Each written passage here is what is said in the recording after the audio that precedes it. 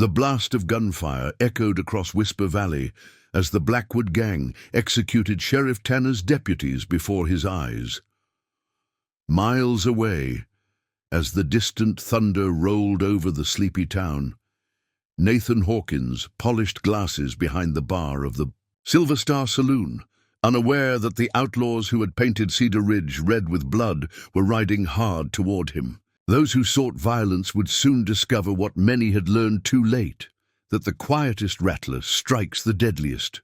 Before we jump back in, tell us where you're tuning in from, and if this story touches you, make sure you're subscribed, because tomorrow I've saved something extra special for you. The late afternoon sun cast long shadows through the windows of the Silver Star Saloon, catching dust motes that danced in the amber light. Nate Hawkins methodically polished a glass. With practiced precision, his movements as measured and quiet as the man himself. "Nate, have you ever thought about taking a day off?" Emma Hawthorne asked, counting the night's earnings behind the bar. Her question earned her the slight upturn of his mouth that passed for a smile these days. "What would I do with a day off?" "Miss Emma?"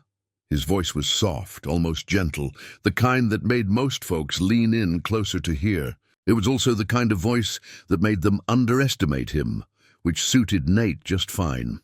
The saloon was quiet this afternoon, just old Walt Jenkins nursing his usual whiskey in the corner, and Doc Green reading his medical journal at his regular table. The doctor glanced up occasionally, his eyes meeting Nate's in that knowing way they had. Of all the people in Whisper Valley, only Doc Green knew why Nate's hands, now so careful with the delicate glassware, had once been feared throughout the Arizona Territory. The peaceful routine was interrupted by the jingle of spurs as Marshal Mallister pushed through the batwing doors, his weathered face creased with concern. "Afternoon, Emma, Nate." He nodded to them both, then made his way to the bar. "Got word from Cedar Ridge. Blackwood gang's been spotted heading this way." Nate's hands didn't pause in their work, but something flickered in his eyes, a shadow so brief anyone else might have missed it. Emma didn't miss much, though. She'd been running the Silver Star long enough to read men better than most. "Red Jack Blackwood?" she asked, her voice dropping. "Thought he and his bunch stayed up north near the railroad." "Times change," Mallister sighed, accepting the coffee Nate silently placed before him. "They hit 3 banks in the last month. Latest word says they're moving south, probably looking for easier targets now that the railroad's beefed up security."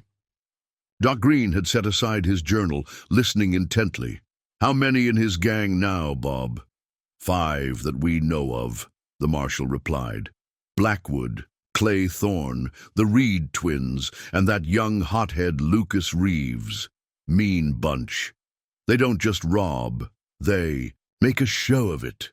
Like to humiliate folks before they kill them." Nate's hands finally stilled on the glass he was polishing. For just a moment, his fingers traced an old scar on his right palm, a habit none of them had ever mentioned, but all had noticed. "Whisper Valley's got nothing worth their trouble," Emma said firmly, as if speaking it would make it true. "They'll pass us by." "Maybe," Mallister agreed, but his eyes drifted to Nate. "Still, it might be wise to send word to Carson City, get some extra deputies out here just in case." "Takes 3 days for help to arrive from Carson City." Nate spoke softly, resuming his work. "If they're coming, they'll be here sooner than that." The marshal studied him for a long moment.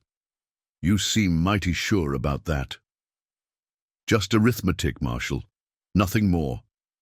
But his words carried a weight that made the room feel suddenly smaller. Old Walt chose that moment to stumble to his feet, fishing in his pockets for coins. "Reckon I better head home 'fore dark. Them clouds rolling in looked like rain." He nodded. To Emma, "Put it on my tab, Miss Hawthorne." "Just like always, Walt," she smiled, making a note in her ledger as the old man shuffled out. Doc Green gathered his things as well. "Think I'll do the same. Nate, don't forget to pick up those medicines I ordered for your headaches. Came in on yesterday's stage." Nate nodded, though everyone in the room knew he hadn't suffered a headache in all the years they'd known him. It was just one of those little fictions, they all maintained, like pretending not to notice how he always kept his right hand free when serving drinks, or how his eyes constantly scanned the room even when it was empty. As the afternoon deepened, toward evening, Grace Alley appeared for her nightly performance, her red hair catching the last rays of sunlight as she sat up near the piano. Her voice, when she began to warm up, was sweet and clear, a touch of beauty in a town that often had too little of it. "Rider coming," Emma announced from her spot by the window. "Moving fast." Nate's hands remained steady as he arranged bottles on the shelf, but his stance shifted ever so slightly. To most, he still looked like nothing more than a simple bartender preparing for the evening rush, but Marshal Mallister saw how the man's weight had settled on the balls of his feet, ready to move in any direction. The sound of thundering hooves grew louder, then stopped abruptly outside the saloon. The bat-wing doors burst open, revealing a young ranch hand, his face flushed with exertion and fear. "Marshal! Marshal Mallister! They're coming! The Blackwood gang! They just shot up Cedar!" Ridge killed the sheriff and his deputies. "They're headed this way." In the sudden silence that followed, Nate carefully set down the bottle he was holding. His movements were still measured, still precise, but now they carried an entirely different quality, like a mountain lion uncoiling before a leap. "How far?" Mallister demanded. 2 hours, maybe less. They're moving fast, and—" The ranch hand swallowed hard. "They're killing everyone in their path." Emma's hand went to her throat. "Mother of God!" "Get word to everyone," Mallister ordered. "Tell them to bar their doors and windows. Nobody on the streets after dark." He turned to Emma. "Might want to close up early tonight." "No." Nate's quiet voice cut through the tension like a knife. "Keep the saloon open, just like any other night." They all turned to look at him, but his eyes were fixed on something distant, seeing perhaps not the bottle-lined shelves before him, but something from long ago. "Nate?" Emma's voice held a question. "Some folks need to learn," he said softly, "that the quietest rattler strikes the deepest." Evening crept into Whisper Valley like a thief, bringing with it an unseasonal chill that had nothing to do with the weather. The Silver Star Saloon maintained its usual appearance, but tension hung in the air as thick as tobacco smoke. Grace's usual songs seemed more melancholy than ever, her voice carrying notes of warning that everyone felt but nobody mentioned. Marshal Mallister had positioned himself by the window, occasionally glancing down the darkening street. The few patrons, who remained hunched over their drinks, speaking in whispers, as if afraid their voices might carry beyond the saloon walls. Even old Walt had sobered up enough to notice the change in atmosphere, his rheumy eyes darting between the door and Nate's steady presence behind the bar. "2 riders coming in from the south," Mallister announced, his hand instinctively moving to his gunbelt. The saloon fell silent, save for the soft clink of glasses as Nate continued his work. The riders turned out to be nothing more than traveling salesmen seeking shelter for the night, but their news brought no comfort. "Passed through Cedar Ridge this morning," the older of the 2 men said, hands shaking slightly as he lifted his whiskey. "Never seen anything like it. They didn't just rob the bank. They made examples of anyone who looked at them wrong. Sheriff Tanner—" He trailed off, taking another drink. "What about Sheriff Tanner?" Emma pressed, though her face suggested she didn't really want to know. "They made him watch while they shot his deputies. Then they tied him to his horse and—" The salesman couldn't finish. Doc Green, who had returned to the saloon despite the growing danger, spoke up from his corner. "How many dead?" "7 that I counted. Would have been more. But it seems they wanted to leave enough folks alive to spread the word about what happens when you stand up to the Blackwood gang." Nate's movements had slowed almost imperceptibly as he listened. To most, he appeared absorbed in his task of inventory, but Emma noticed how his right hand kept straying to a spot under the bar where she knew a shotgun had hung unused for the past 5 years. The younger salesman, trying to Lighten the mood, attempted a joke. Lucky for us, we've got a marshal here, right? Though I reckon even the law might want to think twice about facing Red Jack Blackwood. They say he's got 23 notches on his gun. A strange sound came from behind the bar, something between a scoff and a sigh. All eyes turned to Nate, who had paused in his work. "Something funny about that, bartender?" the young man asked, a slight edge to his voice. 23 notches, Nate said quietly, resuming his task. Man who needs to count. That high isn't much of a gunfighter. The salesman's face reddened. What would you know about it? You're just a... That's enough, Emma cut in sharply. Nate, could you check the cellar? I think we're running low on that Kentucky bourbon. Nate nodded and moved toward the cellar door. As he passed Doc Green's table, the physician spoke in a voice only Nate could hear. Your old wound bothering you? Not yet, Nate replied softly, but it will be. Preparing and narrating this story took us a lot of time, so if you are enjoying it, subscribe to our channel. It means a lot to us. Now back to the story. Grace struck up another song, this one about a serpent in the garden, and Marshal Mallister moved to the bar. Emma, a word. He glanced around before continuing in a low voice. You should know I sent a rider to Carson City, but even if they send help immediately, they won't get here in time, Emma finished. I know. She looked toward the cellar. Door, Bob, about Nate, the marshal warned. Some secrets are best left buried, but secrets like corpses had a way of rising to the surface. This became apparent when 3 local cowboys burst into the saloon, their faces pale with fear. Found Jimmy Carter's body out by Broken Spoke Creek. One of them reported breathlessly. Shot clean through the head, execution style. His horse was still saddled, hadn't been dead for more than an hour. The news hit the room like a physical blow. Jimmy Carter was just a kid, barely 17, who helped his uncle run the general store. They're closer than we thought, Mallister grimaced. Emma, maybe now's the time to... The sound of shattering glass cut through the air as the young salesman dropped his bottle. But it wasn't the noise that silenced the room. It was what followed. From somewhere in the darkness outside came the distant but unmistakable sound of gunfire, followed by screams. Nate emerged from the cellar, his face impossible to read. But there was something different about him now, something in the way he moved, as if the quiet bartender was slowly falling, away like an ill-fitting coat. Marshal, he said, his voice carrying an authority that hadn't been there before. You might want to get these folks home while they can still make it. Mallister studied him for a long moment, then nodded. All right, everyone out. Head straight home, bar your doors. He turned to Emma. You too.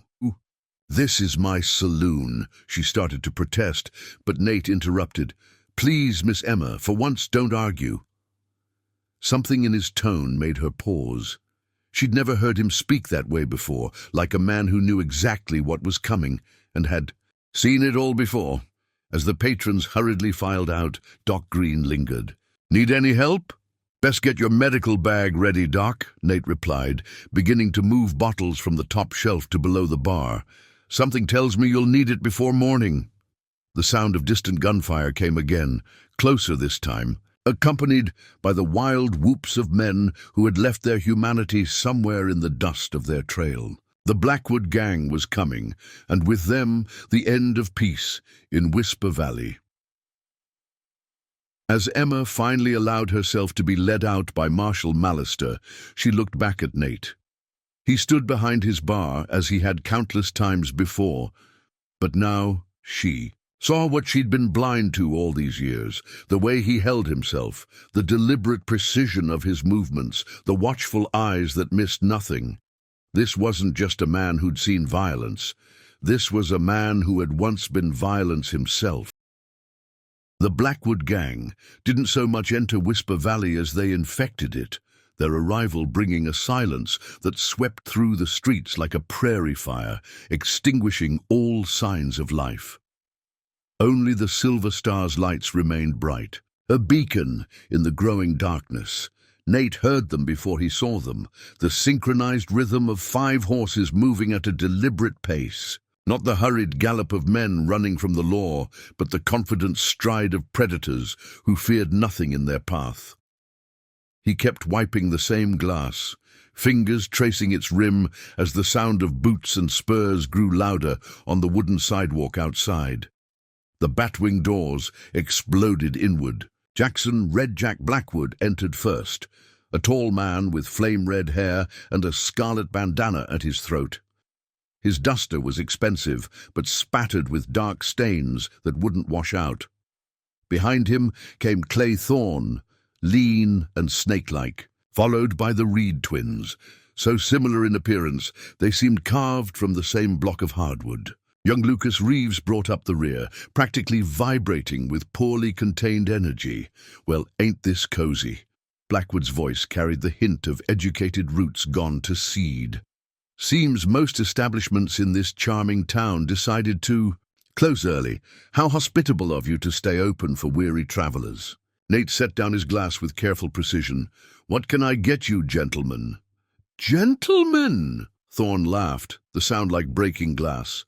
"Hear that, Jack? He called us gentlemen." "Your best whiskey," Blackwood ordered, dropping into a chair and propping his boots on the table. "Leave the bottle." Nate reached for the top shelf, his movements deliberate. He could feel their eyes on him, 5 sets of them, watching for any sign of fear or resistance. He gave them neither. "You boys aren't from around here?" Nate observed quietly, placing the bottle and glasses on their table. "What gave it away?" Samuel Reed, or perhaps it was Daniel, grinned. "The way you carry your guns," Nate replied, turning back toward the bar. "Low on the hip, railroad style. Nobody out here draws from that position." The room temperature seemed to drop several degrees.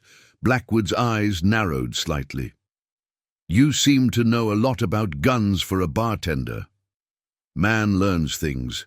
Nate shrugged, turning his attention to organizing bottles beneath the bar. Young Reeves, clearly itching to prove himself, drew his pistol with a flourish. "Man learns things, huh? Learn anything about this?" He spun the gun around his finger, showing off. "Learn that's a good way to shoot yourself," Nate replied without looking up. The gang laughed, all except Blackwood, who studied Nate with growing interest. "You got a name, barkeep?" "Nate. Just Nate." Nate nodded once. "Just Nate," Blackwood repeated slowly. Then, without warning, he swept his arm across the table, sending bottles and glasses crashing to the floor. The sound was like a gunshot in the quiet room. "Well, just Nate, you know what I think?" Blackwood rose, his voice turning ugly. "I think you're lying to me, and I don't like being lied to." Nate finally looked up, his face impassive. "Bottle was $8. The Reed twins burst out laughing, but Blackwood silenced them with a look. He approached the bar slowly, like a wolf closing in on prey. $8? That's steep for rot-gut whiskey." He reached into his coat and pulled out a coin, flicking it onto the bar. "Here's 2 bits. Buy yourself some manners." Nate looked at the coin, then back at Blackwood. "Still owe $7.75. "Clay," Blackwood said softly, "show our friend here what we do to mouthy bartenders." Thorne grinned and started forward, but at that moment the doors swung open again. Marshal Mallister stood framed in the doorway, his badge catching the lamplight. "Evening, gentlemen," he said, "calm as Sunday morning. Might want to reconsider. Whatever you're thinking." "A marshal," Blackwood's smile widened. "In this little dust heap must be our lucky day." "Way I hear it," Mallister continued, stepping inside. "Cedar Ridge is missing a sheriff and some deputies. You boys wouldn't know anything about that, would you?" "Can't say that we do," Blackwood replied, though his fingers tapped a restless rhythm against his thigh. "But I did hear something interesting about Cedar Ridge. Heard their marshal was a coward, ran and hid while good men died." His hand drifted toward his gun. "You're not a coward, are you, Marshal?" Everything happened at once. Mallister's hand dropped to his holster, but Blackwood was faster. The shot echoed like thunder in the confined space. Mallister stumbled backward, red blooming across his chest. "Bob!" Nate's voice cracked for the first time, genuine emotion breaking through his careful facade. "Stay behind the bar," Mallister gasped, then crumpled to the floor. Blackwood holstered his smoking gun. Now, where were we? Ah, yes, teaching some manners to our friend the bartender. Claythorne moved forward again, cracking his knuckles, but this time something had changed in Nate's demeanor. His hands had stopped their endless wiping motion. His shoulders had straightened almost imperceptibly. And his eyes had taken on a look that made even Thorne hesitate. "It's been a long time since I killed a man," Nate said softly, almost to himself. "Promised myself I was done with it." "Kill him," Blackwood ordered, annoyed by the delay. "Kill him slowly." Thorne reached across the bar to grab Nate's shirt, and that's when everything changed. Nate's hand moved faster than seemed humanly possible, catching Thorne's wrist and yanking him forward. There was a sharp crack as Thorne's face met the solid oak bar. He dropped like a stone, blood pooling beneath. His broken nose. "Well, well," Blackwood drawled, though his hand had dropped back to his gun. "Looks like our quiet bartender has some fight in him after all." The Reed twins spread out, flanking the bar. Young Reeves bounced on his toes, eager for action. But Nate stood perfectly still now, his eyes fixed on Mallister's motionless form. "Last chance," he said, his voice carrying a weight it hadn't possessed before. "Take your friend and ride out. Don't make me break my promise." Blackwood's laugh was genuine this time. "Or what? You'll serve us to death?" He drew his gun with lightning speed. "I think it's time we—" The sound of a shotgun being racked cut. And through his words, Nate had produced the weapon from under the bar, its double barrels now pointed squarely at Blackwood's chest. "That's what you had in mind all along, wasn't it?" Blackwood's smile turned cold. "Hiding a scattergun under the bar. Problem is, old man, you can only kill one of us before the others cut you down." "True," Nate agreed. Then, with deliberate care, he set the shotgun on the bar. "That's why I won't be using it."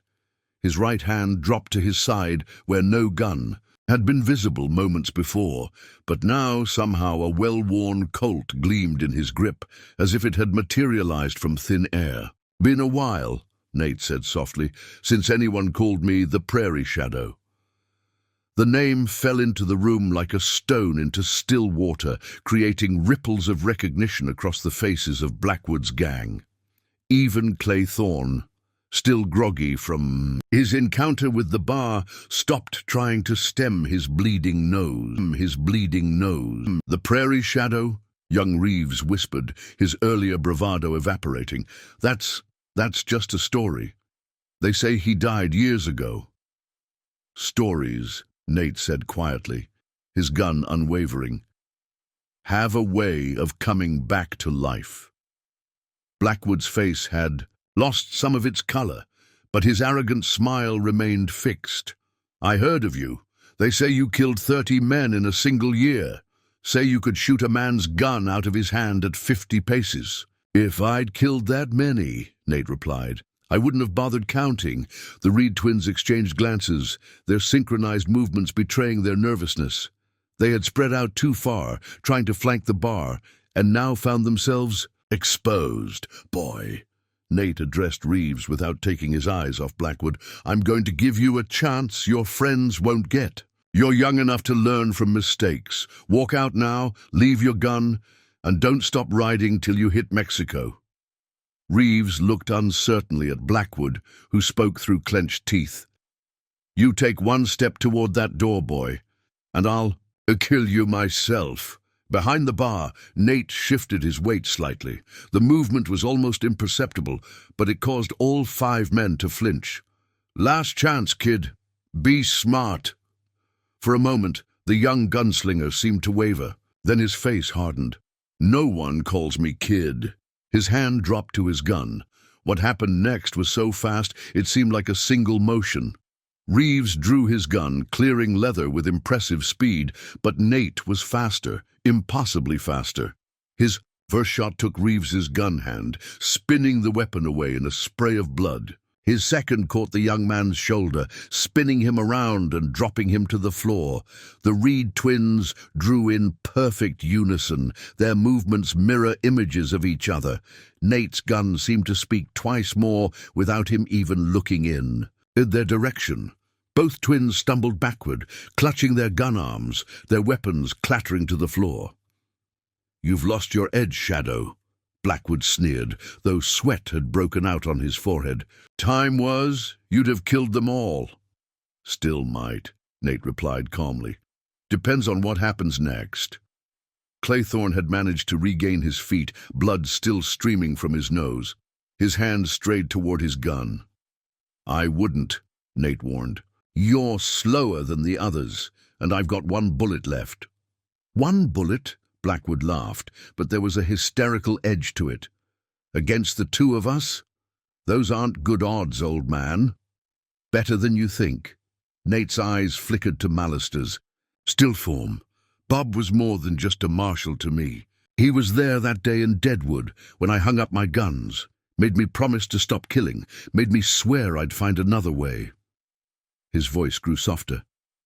"But he's dead now, and that promise died with him." A movement caught Nate's eye. Emma Hawthorne stood in the doorway, a rifle in her hands. She had returned despite his warnings, drawn by the sound of gunfire. Their eyes met briefly, and he gave an almost imperceptible shake of his head. She understood, stepping back into the shadows. "Deadwood," Blackwood said slowly, recognition dawning. "That's where you killed Mad Dog Matthews and his whole gang. 8 men, they say. 9, Nate corrected. People always forget about the lookout. And now you," Blackwood added. 10, Thorne spat blood onto the floor. "How the mighty have fallen." "Man needs peace," Nate replied. "I found mine here until you brought war to my door." Outside, thunder rumbled, a storm approaching, or perhaps just the echo of the earlier gunfire. The wounded men groaned softly, but no one moved to help them. "Way, I see it," Blackwood said, his voice taking on a reasonable tone. "We're at a stalemate. You're good, maybe the best there ever was, but you can't watch all of us at once. The minute you turn to shoot one, the other will put you down." "True," Nate agreed. "If I were still the man who needed to outdraw his enemies." He nodded toward the shotgun still lying on the bar. "But I own a saloon now, and a saloon owner, well, he likes to keep a few surprises under the bar." Blackwood's eyes widened as he spotted the thin wire running from behind the bar to the shotgun's trigger. Nate's boot was resting on something, a pedal probably salvaged from an old piano. "First man to draw," Nate explained quietly. "Gets both barrels, won't even need to aim." After that he shrugged. "Like you said, 1 bullet left." The silence in the room was absolute. Even the wounded had stopped their moaning, sensing the tension building toward its breaking point. "You're bluffing," Thorne growled, but his hand had moved away from his gun. "Maybe," Nate agreed. "Question is, who wants to find out first?" A drop of sweat rolled down Blackwood's temple. His fingers twitched near his gun, but he didn't draw. The legend of the Prairie Shadow had grown over the years, but the reality standing before them was somehow more terrifying than the stories. "We could still work this out," Blackwood said, forcing a smile. "Way I hear it, you used to ride with some pretty rough men yourself. Maybe we could—" "You killed my friend," Nate interrupted, his voice colder than anyone in the room had ever heard it. "There's only one way this works out now." Behind them, Doc Green had silently entered through the back door and was checking Mallister's pulse. He caught Nate's eye and gave a slight nod. The marshal was alive, barely. The knowledge seemed to change something in Nate's demeanor. When he spoke again, his voice carried an edge of finality. "I've spent 5 years serving drinks to good men and bad, listening to their stories, watching their habits, learning how each man draws, how each man thinks." His gaze swept the room. "And you know what I learned. Neither Blackwood nor Thorne, answered, but their eyes were fixed on his gun hand. I learned that the quiet ones, Nate's finger tightened imperceptibly on the trigger, are always the most dangerous. Thunder rolled outside as Doc Green worked frantically to save Marshall Mallister's life. The wounded Reed twins huddled in a corner while young Reeves lay unconscious, his bleeding slowed by a makeshift tourniquet. The standoff between Nate, Blackwood and Thorne had stretched into a deadly silence. "You know," Blackwood said, his voice unnaturally calm, "I heard another story about the Prairie Shadow. They say you disappeared after Deadwood because of a woman. That true?" Something flickered in Nate's eyes, a shadow of old pain. "You talk. It too much. Hit a nerve, did I?" Blackwood's smile widened. "They say she died. Say you weren't fast enough to save her." "Jack," Thorne warned, seeing something change in Nate's expression. "Sarah," Nate said softly, the name falling from his lips like a prayer. Her name was Sarah. Emma, still watching from the shadows near the door, saw Nate's hands tremble slightly, the first sign of emotion he had shown all night. "Ah, so it is true," Blackwood pressed his advantage. "The great Prairie Shadow brought low by a woman's death. Tell me, did she die quick or—" The shotgun roared, its double blast deafening in the confined space. Blackwood and Thorne dove in opposite directions as splinters exploded from the wall behind where they had been standing. Nate's boot had pressed the pedal, but he hadn't aimed to kill, only to scatter them. "That was your surprise under the bar?" Blackwood laughed, rolling to his feet. "Now what?" "Now," Nate said quietly, "we do this the old way." His gun seemed to materialize in his hand again, but this time Blackwood was ready. Both men fired simultaneously. Nate's bullet took Blackwood's hat off, while Blackwood's shot creased Nate's shoulder, tearing his shirt and drawing blood. "First blood to me," Blackwood grinned, but his smile faded as he saw Nate hadn't even flinched. "You know why they called me the Prairie Shadow?" Nate asked, his voice carrying across the suddenly silent room. "Wasn't for the obvious reasons. Wasn't because I was quiet or fast or deadly, though I was all those things." He stepped out from behind the bar for the first time, his movements liquid smooth despite his wound. "It was because of what Marshall Mallister taught me, back when. He was just Deputy Bob, and I was just another angry kid with a fast gun." "Shut up and fight!" Blackwood snarled, but his voice shook slightly. "Bob taught me that a man's shadow is always with him, but you only see it when there's light." Nate took another step forward. "He taught me that every killer, every murderer, every man who thinks his gun makes him important, they all cast shadows too. And if you watch those shadows long enough—" His gun barked once more, and Thorne screamed. His hidden derringer, half drawn from his boot, clattered across the floor. "You can see what they're going to do before they do it." "Impossible!" Thorne gasped, clutching his bleeding hand. 5 years, Nate continued, his eyes never leaving Blackwood. 5 years I've watched men draw their guns in this saloon, watched their shoulders tense, their weight shift, their shadows move across the floor. 1,000 little tells that say when a man's about to kill. "Fascinating lesson," Blackwood sneered, though he had gone pale. "Why did you become a bartender? To study your prey?" For the first time, real emotion crept into Nate's voice. "I became a bartender because Bob showed me there was more to life than killing. He taught me that a man's worth isn't measured by his speed with a gun or the notches on his belt." His voice softened. "He taught me about peace." "Peace?" Blackwood laughed harshly. "Peace is for cowards." "Peace," Nate cut him off, "is for men who've seen enough death to know its true cost. Bob taught me that. Sarah taught me that, and for 5 years I lived it. Until now," Blackwood said softly. "Until now," Nate agreed. Doc Green's voice cut through the tension. "I've got the bleeding stopped, but he needs proper care, and soon. You hear that?" Nate's voice hardened. "The man you shot, the man who taught me everything I know about being human instead of just being a killer, he's still alive. Which means my promise to him still holds.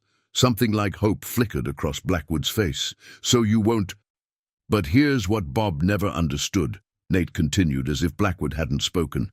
"Sometimes a man has to break a promise to keep a bigger one. Sometimes peace can only be protected by men willing to do violence." Thunder crashed again, closer now, and rain began to patter against the windows. In that moment, Emma saw the transformation complete, saw the quiet bartender she'd known for 5 years become something else entirely. The prairie shadow no longer seemed like just a legend. "I know what you're thinking," Nate said softly. "You're thinking that even if I am who I say I am, it's been 5 years. You're thinking maybe I've lost my edge, gotten soft-serving drinks to cowboys and settlers." His gun disappeared into its holster, a holster that somehow seemed more visible now, as if it had always been there waiting. "You're thinking that you're still faster than some washed-up legend, that the stories about me were just that, stories that—" "Weren't they?" Blackwood's hand hovered near his gun. "No," Nate said simply. "They weren't stories. They were warnings." Lightning flashed outside, illuminating the room in stark white. In that frozen moment, Emma saw them all like figures in a photograph. Blackwood coiled to strike, Thorne bleeding on the floor, the Reed twins huddled in their corner, Doc Green working desperately over Mallister's still form, and Nate. Nate stood like a man who had finally stopped pretending to be something he wasn't.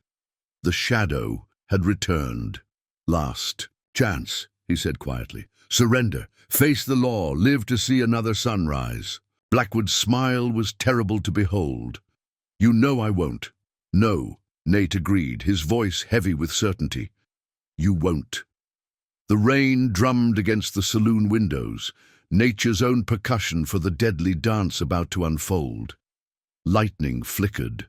Again, and in its stark illumination, Nate's shadow stretched across the floor, long and dark, like the reputation that had followed him all these years. "Before this goes any further," Nate said, his voice carrying the weight of experience, "there's something you should know about watching men die."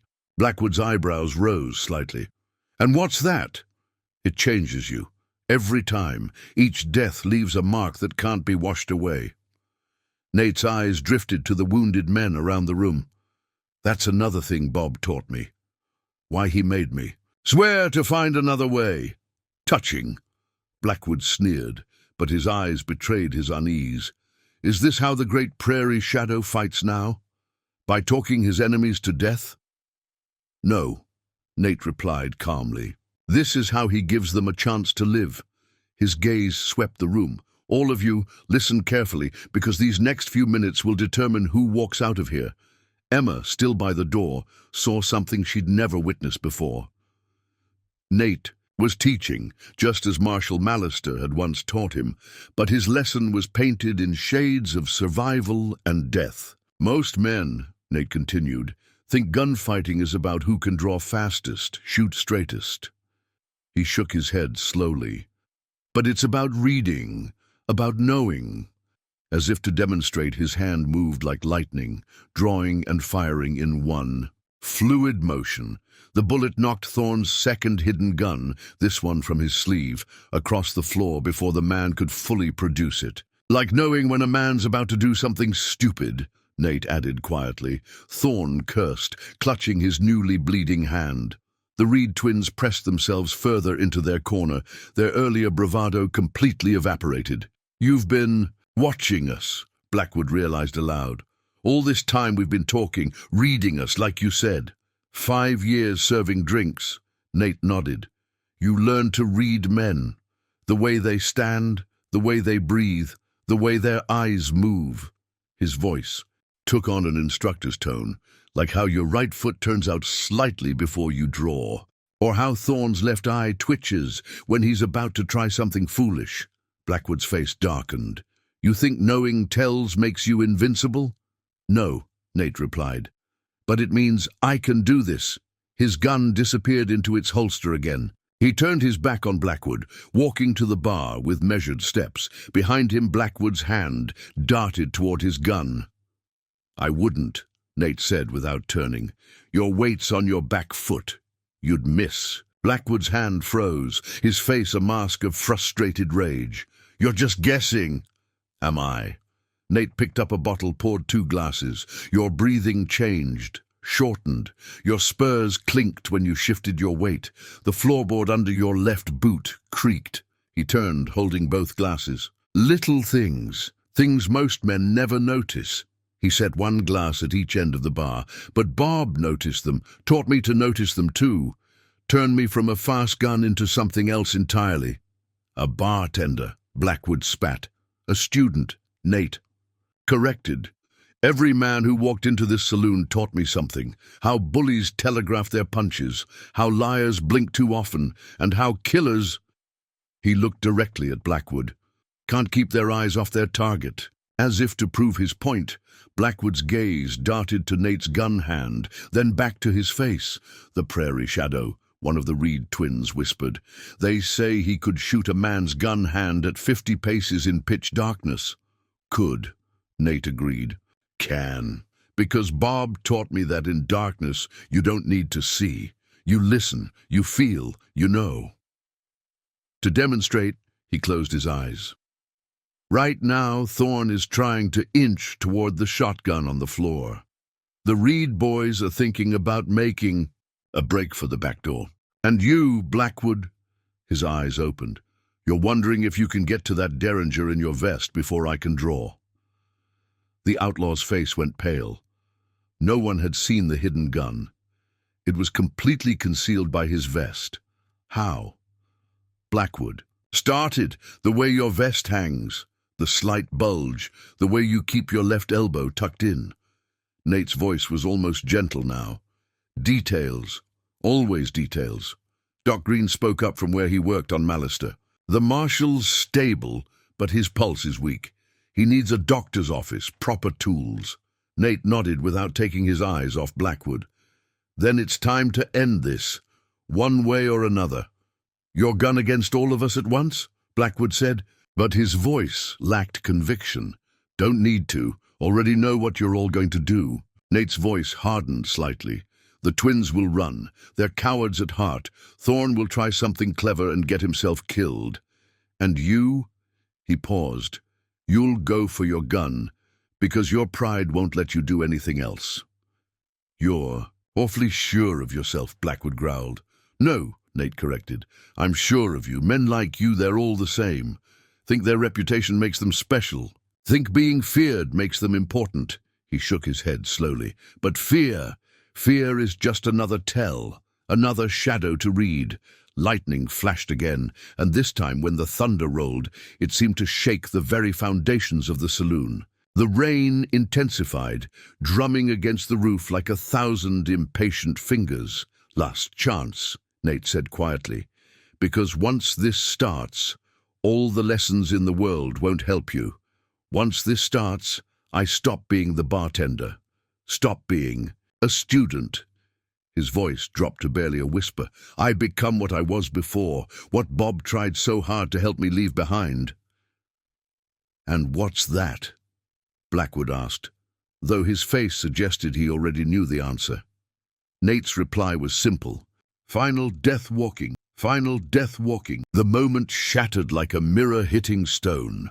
The Reed twins made their break for the back door, just as Nate had predicted. Thorne lunged for the fallen shotgun, his movements telegraphed seconds before he began.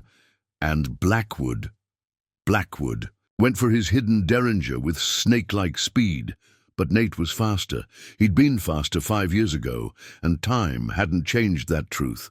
His first shot caught the back door's heavy wooden beam, dropping it into place just as the twins reached. His second knocked the shotgun another foot away from Thorne's grasping fingers. And his third sent Blackwood's derringer spinning through the air in a spray of blood and splinters from the outlaw's vest pocket. All 3 shots had come so close together, they sounded like a single rolling thunderclap. Jesus Christ! One of the twins whispered. That's 3 bullets, Blackwood snarled, clutching his bleeding hand. How many you got left, Shadow? Enough, Nate replied simply. More than enough. But Emma, still watching from her position near the front door, saw something the others didn't, a slight tightening around Nate's eyes. He'd fired 3 shots in impossibly quick succession, and even legends had their limits. "You're not as fast as you used to be," Blackwood taunted, seemingly reading the same signs. "The old shadow would have killed us all by now." "Maybe," Nate agreed. "Or maybe Bob's lessons went deeper than you think." Thunder crashed outside, as if emphasizing his words. The storm had reached its peak, rain hammering against the windows with renewed fury. In the dim light, shadows danced across the walls like restless spirits. "Your reputation," Blackwood continued, his voice taking on an almost conversational tone, "says you never miss, never waste a bullet. But you just used 3 shots, and we're all still breathing." "Wasn't trying to kill you," Nate replied. "Not yet." That brought Blackwood up short. "What?" "We're giving you a chance to see what you're up against, to make the smart choice." Nate's eyes swept the room. "All of you, because what happens next, that's on your heads, not mine." The Reed twins exchanged glances, then slowly raised their hands. "We surrender," one of them said. "The kid was right, this ain't worth dying over." "Cowards!" Blackwood spat. But Nate was already moving with smooth efficiency. He pulled 2 pairs of handcuffs from behind the bar where they'd hung next to the shotgun all these years, and slid them across the floor to the twins. "Put them on each other," he ordered. "Tight. I'll know if you don't." As the twins complied, Thorne made his move. He'd been inching toward a broken bottle, its jagged edge gleaming in the lamplight. But before he could grasp it, Nate's boot came down on his wrist. 5 years, Nate said softly, applying pressure until Thorne gasped. "In pain, watching men like you plan desperate things. Saw it in their eyes, their hands, the way they looked at broken glass or empty bottles." He increased the pressure slightly. "Amazing what a man learns tending bar." "You're enjoying this," Blackwood accused. "All that talk about peace, about Bob's lessons. You're loving every minute of being the shadow again." For the first time, something like doubt flickered across Nate's face. Emma saw it, and her heart clenched because Blackwood was right. There was a part of Nate that had awakened, a deadly part that moved with the fluid grace of a predator. "Maybe," Nate admitted quietly. "Maybe that's why Bob made me promise to stop, because he saw what I couldn't, how easy it is to become what you're fighting." "Then you're no better than us," Blackwood pressed his advantage. "Just another killer with a fancy name." "No." The word came not from Nate, but from Doc Green. The physician looked up from tending Mallister, his hands bloody, but his eyes clear. "You're wrong about him. Dead wrong." "Doc," Nate warned, but Green continued. "I've watched this man serve drinks to saints and sinners alike for 5 years. Watched him break up fights with words instead of fists, help drunks home instead of letting them freeze, extend credit to families down on their luck." The doctor's voice grew stronger. "That's not a killer wearing a bartender's mask. That's a good man wearing the shadow's gun." The words seemed to hang in the air, heavy with truth. Even Blackwood appeared momentarily at a loss. "Cuff him," Nate ordered Thorne, tossing another pair of handcuffs behind his back. "You try anything clever, and I'll show you just how much of the shadow is still in me." Thorne, his wrist still aching from Nate's boot, complied with shaking hands. The Reed twins sat quietly in their corner, their own cuffs glinting in the dim lamplight.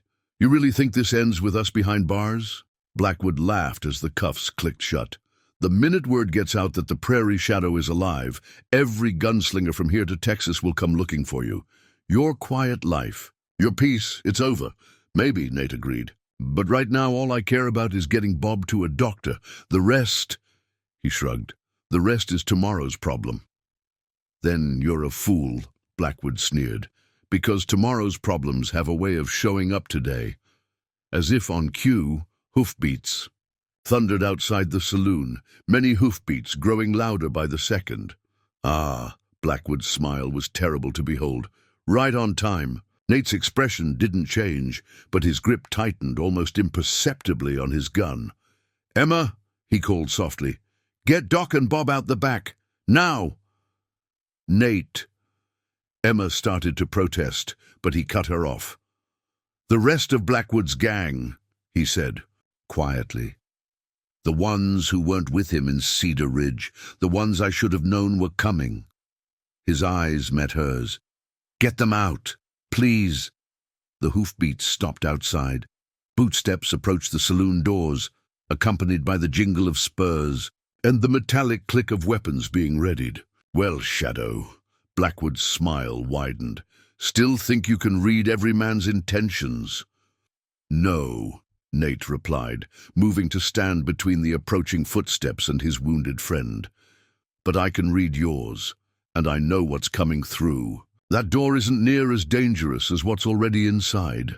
Lightning flashed once more, and in its brilliant glare, the prairie shadow's silhouette seemed to grow, spreading across the floor like a promise or a warning. The saloon doors creaked, opened slowly, deliberately. Through the gap came the gleam of gun barrels, maybe 10 of them. The storm's fury painted everything in shades of shadow and lightning, turning the armed men into looming silhouettes. Quite a reunion, the lead figure drawled, stepping into the light. He was tall, broad-shouldered, with a face carved from granite and eyes like chips of ice. The famous prairie shadow, tending bar in a dusty nowhere town. Almost didn't believe it when the boys rode out to tell us. Wade Hawkins, Nate said quietly. Still riding with trash, I see. Still breathing, Wade corrected, his eyes taking in the scene. His captured companions, the wounded men, the growing pool of blood around Marshal Mallister. Which is more than I can say for some folks. More men filed in behind him, spreading out with practiced precision. Emma, still trying to help Doc Green move Mallister, counted 8 guns, all pointed at Nate. Emma, Nate's voice was soft but carried an edge of steel. Get Bob out now. Nobody's going anywhere, Wade commanded. His men shifted to block both exits. Not until we settle some old business. Blackwood, still handcuffed, laughed from his position on the floor. Told you there'd be complications, Shadow. Wade's been running what's left of the Matthews gang since you killed old Mad Dog. Deadwood, Wade nodded. Been a long time since anyone spoke that name, but some debts don't fade with time. Nate's gun hadn't moved, still trained on Blackwood, but his eyes scanned the room, reading angles, distances, vulnerabilities. Your brother made his choice in Deadwood, he said to Wade. Same as Mad Dog did. My brother was 17, Wade's. A voice cracked like a whip. Your brother was a killer, Nate corrected. Same as you, same as Mad Dog. He chose his path. Lightning flashed again, illuminating the hatred in Wade's eyes. And you chose to gun him down, shot him in the back while he was running. No. Nate's denial was flat, absolute. I shot him in the front while he was drawing on a woman and her child. I saw his eyes when he died. He knew what he was doing, just like you know what you're doing now. The tension in the room ratcheted, up another notch. Doc Green had managed to get Mallister into a sitting position against the wall, but the marshal's breathing was labored. 8 guns, Wade said softly. 8 experienced killers against one washed-up legend playing bartender. How do you like those odds, Shadow? Better than you'd think. Nate's voice remained steady. Because I've been watching your men since they walked in. The one by the window is favoring his right leg. Old injury, probably slows his draw. The 2 by the bar are standing too close together. They'll get in each other's way. The one behind you is scared.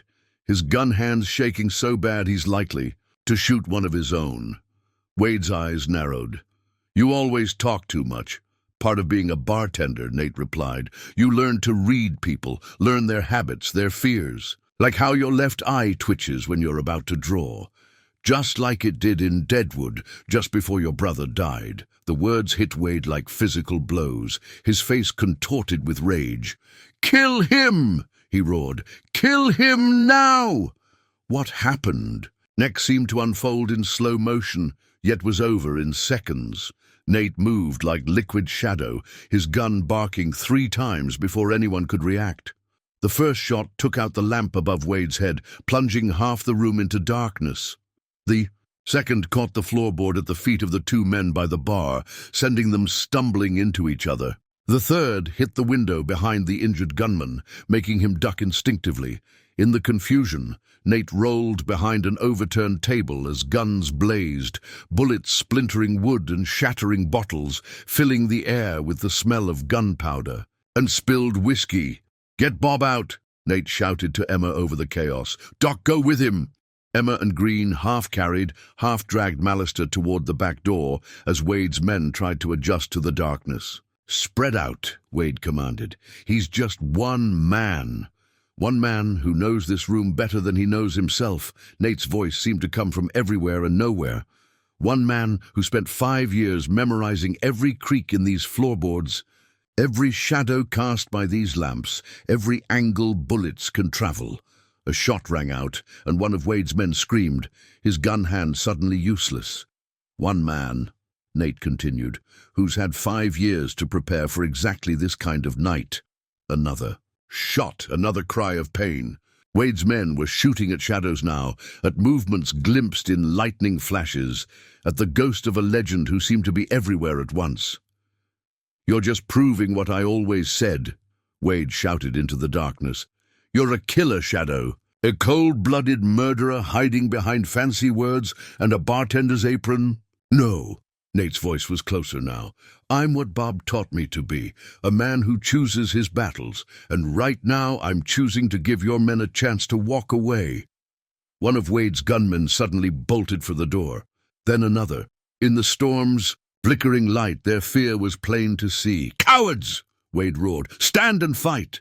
"They're not cowards," Nate said quietly. "They're smart. They figured out what you haven't, that there's a difference between being willing to kill and being willing to die." Only 3 of Wade's men remained now, plus Wade himself. Blackwood watched it all with a mixture of fury and fascination, his earlier bravado replaced by something like awe. "Come on, Shadow," Wade challenged, spinning in place, trying to locate his target. "Face me like a man, or are you just going to hide in the dark like the coward who shot my brother?" "I didn't hide then." Nate's voice came from directly behind him. "And I'm not hiding now." Wade whirled, his gun coming up, but he was far too late. The prairie shadow stood less than 3 feet away, his weapon already leveled. "Your brother died trying to murder innocents," Nate said softly. "Is that really the legacy you want to die for?" Lightning flashed one final time, illuminating them both in stark relief. Wade with hatred twisting his features, Nate with the calm certainty of a man who had made peace with violence long ago. And in the frozen moment, Wade's left eye twitched. The shot came not from Wade, but from behind.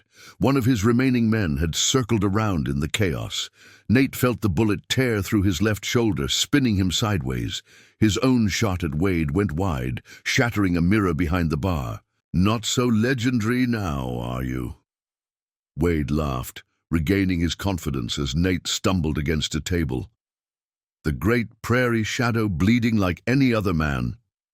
Nate's gun hand stayed steady, but blood darkened his shirt at an alarming rate. The wound wasn't fatal, but it was bad enough to matter, to slow him down, to make him human. "Emma!" he shouted, hearing movement near the back door. "I told you to get out." "Not without you," she called back, and he heard the distinctive sound of her rifle being cocked. "Don't," he warned, but it was too late. Emma's shot caught one of Wade's remaining men in the leg, dropping him, but the muzzle flash gave away her position, and Wade's other man was already turning, his gun rising. Nate didn't hesitate. He threw himself across the room, his injured shoulder screaming in protest, and tackled Emma as the outlaw's bullet whistled through the space where she had been. They crashed behind the bar together as bottles exploded overhead. "Touching," Wade's voice dripped with mockery. "The shadow does have a heart after all. Makes me wonder." A pause, then, "Bring the marshal back in here." Nate's blood ran cold as he heard the sounds of struggle. One of Wade's men must have circled around outside. He had Doc Green at gunpoint, forcing him and Mallister back through the door. "Let them go," Nate called out, his voice steady despite the pain. "This is between us."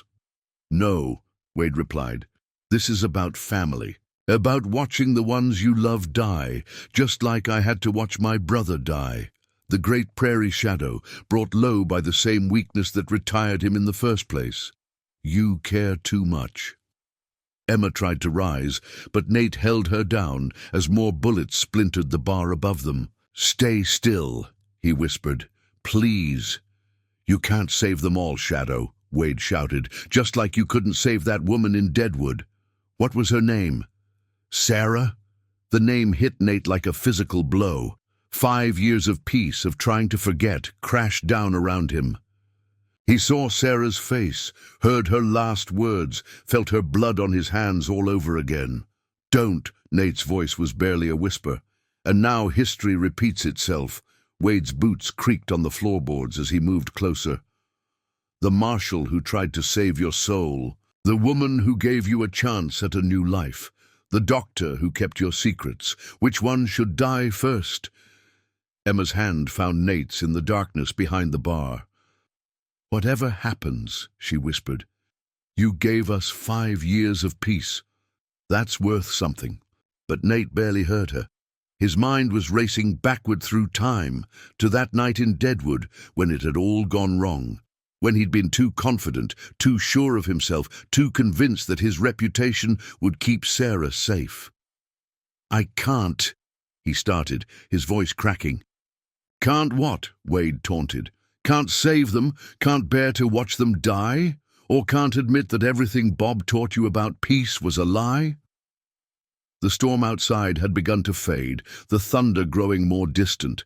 In the relative quiet, Nate could hear Mallister's labored breathing, Doc Green's attempts to keep him steady, Emma's heart pounding next to him. "You know what your problem is, Shadow?" Wade continued. "You never understood what this life really means. It's not about being the fastest or the deadliest. It's about being willing to do whatever it takes, to sacrifice anyone and anything to win." Nate closed his eyes, feeling the weight of his gun, the burn of his wound, the tremor in his hands that came not from fear, but from something deeper, the knowledge that whatever he did next would define him forever. "You're right," he said finally, his voice carrying clearly through the smoky air. "I do care too much. Always have." He squeezed Emma's hand once, then let go. "That's what Bob saw in me all those years ago. Not just a fast gun, but a man who could feel the weight of every trigger pull, every life taken." "Philosophy won't save them," Wade sneered. "No," Nate agreed. "But it might save you," he raised his voice. "All of you, listen carefully. In about 10 seconds, I'm going to stand up. I'm going to drop my gun, and then you're going to have a choice." "The only choice," Wade laughed, "is which one dies first." "Wrong!" Nate's voice had changed, becoming something ancient and terrible. "The choice is whether you want to be the men who killed an injured marshal, a doctor trying to save lives, and an innocent woman, or the men who walked away and lived to tell about it." "You're in no position to make threats," Wade said, but there was a note of uncertainty in his voice. "Not a threat," Nate replied, "a prophecy. Because if you harm any of them, if you spill one more drop of innocent blood in this saloon—" He took a deep breath. "Then the prairie shadow stops trying to save your lives and goes back to what he does best." The silence that followed was absolute. Even the wounded had stopped their moaning, sensing something momentous about to unfold. "You're bluffing," Wade said finally, but his voice shook slightly. "Am I?" Nate asked softly. "You've heard the stories. You know what I was, what I can be again. So ask yourself, do you really want to force that choice? Do you want to be the one who brings death back to life?" Emma felt him shifting beside her, preparing to rise. "Nate," she whispered, "don't." But he was already standing, his gun held loosely at his side. Blood dripped steadily from his wounded shoulder, but his eyes were what held everyone transfixed. They were no longer the eyes of a bartender or even of a legendary gunfighter. They were the eyes of a man looking into an abyss and choosing to step forward anyway. Time seemed to crystallize in the smoke-filled saloon. Nate stood exposed, his gun pointed at the floor, blood darkening his left sleeve. Wade and his remaining men held their positions, weapons trained on their various hostages. Even the storm outside had hushed, as if nature itself was holding its breath. "Drop the gun!" Wade ordered, but his voice trembled slightly. Nate's weapon hit the floor with a sound like distant thunder. The clatter echoed through the room, emphasized by the absolute silence that followed. "There," Nate said quietly. "Now you have what you wanted, the prairie shadow unarmed and bleeding." His eyes found Wade's across the room. "Question is, what are you going to do about it?" "Kill him," Blackwood called from his position on the floor, still handcuffed. "Kill him now before he tries something." But Wade hesitated, and in that hesitation, Nate saw something he recognized. The same doubt he'd felt in Deadwood, the moment before everything changed. "Your brother had that same look," Nate said softly. "Right before he made his choice. Right before he decided that killing was easier than living with doubt. "Shut up!" Wade's gun wavered slightly. "You don't get to talk about him. I remember every man I've killed," Nate continued, his voice carrying to every corner of the room. "Every face, every moment. Your brother's eyes were green, like your mother's. He told me that right before he drew, said it was the only good thing he got from her." Wade's face went pale. How did you—" "Because I listened," Nate replied simply. "That's what Bob taught me, that every man, even the ones you have to kill, deserves to be heard, to be remembered." "Boss," one of Wade's remaining men called nervously, "something ain't right here." 5 years, Nate went on, taking a small step forward. 5 years I've poured drinks and listened to stories, learned that every man who walks through those doors is carrying something, pain, fear, regret. Another step, even you, Wade, especially you. Stay back. Wade's gun tracked Nate's movement, but his hand was shaking now. "You know what I learned most of all?" Nate's voice dropped, lower, becoming almost gentle. "I learned that the man who needs everyone to fear him is usually the most frightened of all." At that moment, several things happened at once. Doc Green, seeing Wade's attention fixed on Nate, shifted his weight to shield the wounded marshal. Emma's hand found the butt of her fallen rifle beneath the bar, and the last of Wade's loyal men began backing toward the door. "Now!" Wade shouted, but his men didn't move. They had seen something in Nate's eyes that scared them more than their leader's wrath. "They're not going to shoot," Nate said with quiet certainty, "because they finally understand what Bob taught me years ago, that there's a difference between being a killer and being a murderer. They'll shoot if I tell them to shoot." Wade's voice rose to a desperate pitch. "No," Nate shook his head slowly. "They won't, because they can feel it, what's coming. What happens if they cross that line?" He took another step forward. "You feel it too, don't you, Wade? That voice in your head telling you this isn't what your brother would have wanted. You don't know what he wanted." Wade's finger tightened. "On the trigger." "He forced my hand," Nate corrected gently, "just like you're trying to force it now. But ask yourself, is this really about your brother? Or is it about you, trying to live up to a legacy of violence that never brought anyone peace?" Wade's gun barrel dipped slightly, uncertainty warring with rage on his face. Behind him, his last 2 men exchanged glances and began moving slowly toward the exit. "You can still walk away," Nate continued, close enough now that Wade's gun nearly touched his chest. "Can still choose a different path. That's what Bob taught me, that it's never too late to change." "Boss," one of the remaining outlaws called from the doorway, "we're leaving. This ain't worth dying for." "Cowards!" Wade's shout was ragged. "All of you, the great prairie shadow is right in front of us, unarmed, and you're running?" "No." Nate's voice was barely a whisper now. They're not running. They're living, something your brother never got the chance to learn. Wade's gun pressed against Nate's chest, right over his heart. I could kill you right now. End the legend once and for all. Could, Nate agreed, but you won't. Because you finally figured out what I learned 5 years ago, that pulling a trigger is easy. Living with it afterward, that's the hard part. For a long moment, the only sound was the fading storm and Wade's ragged breathing. Then slowly, incredibly, his gun barrel began to lower. What are you doing? Blackwood demanded from the floor. Kill him. Kill all of them. But Wade wasn't listening anymore. His eyes were fixed on Nate's, seeing perhaps for the first time what his brother had seen in those final moments. Not a legend, not a killer, but a man who carried the weight of every life he'd taken. My brother, Wade said hoarsely. He really did draw first? Yes, Nate replied softly, and his last words were about you, about hoping you'd choose a better path. The gun slipped from Wade's fingers, hitting the floor with a finality that seemed to echo through the years. Behind him, his last men melted away into the night, leaving only the sound of distant hoofbeats. It's over, Nate said quietly, not just to Wade but to everyone in the room. The killing stops here. Emma emerged from behind the bar, her rifle, trained on Wade, but her eyes on Nate. Doc Green resumed tending to Mallister, whose breathing had steadied.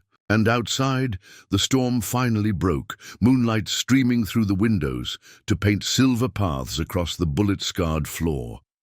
Wade sank to his knees, years of hatred and vengeance draining from him like blood from a wound. What happens now? Nate's reply was interrupted by a weak voice from the corner. Now, Marshal Mallister said, struggling to sit up. We all learn to live with our choices, just like I taught him to do all those years ago.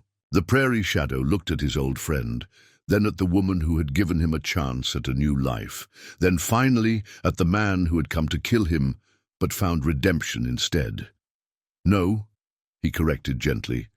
Now, we learn to live with our choices. Together. Dawn broke over Whisper Valley, painting the sky in shades of gold and promise. The Silver Star Saloon bore the scars of the night's violence. Bullet holes in the walls, broken glass glinting on the floor, bloodstains that would never quite wash away. But it still stood, much like the man who had defended it. Nate worked methodically behind the bar, his left arm in a sling, cleaning glasses just as he had done every morning for the past 5 years. The routine was the same, but something had changed, not just in him, but in the very air of the place. You don't have to do that now, Emma said softly, watching him from the doorway. Doc Green said you need rest. Rest can wait, Nate replied, not looking up. Some things need to be put right first. Through the window they could see Marshal Mallister being tended to in Doc Green's office across the street. The lawman would live, though he'd carry another scar to add to his collection. In the jail next door, Wade and his surviving men sat quietly in their cells, their fighting spirits broken, not by violence, but by understanding. Word's already spreading, Emma continued, moving to help him despite his protests. About what happened here? About who you really are. Who I was, Nate corrected gently. The Prairie Shadow died last night, along with a lot of old ghosts. Did he? Emma's voice carried a hint of doubt. Those men who ran, they'll talk. More will come, looking to make a name for themselves. Nate finally stopped his work, looking at her directly. Let them come. They'll find what those before them found, just a bartender who listens more than he shoots. The morning light caught the silver in his hair, the new lines around his eyes.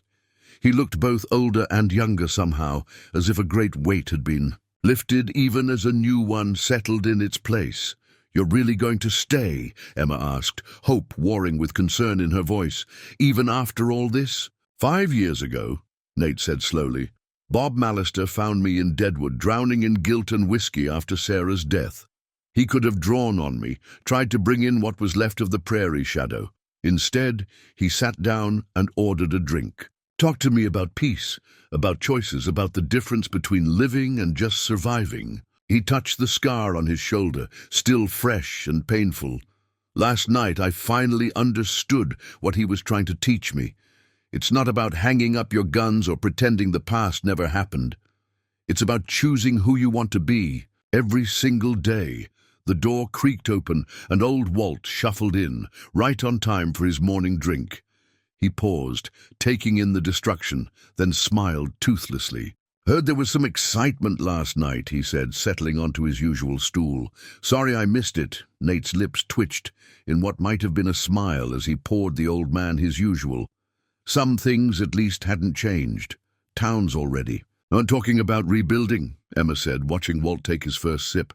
"Marshal Mallister says he'll recommend a commendation for how you handled things without killing anyone."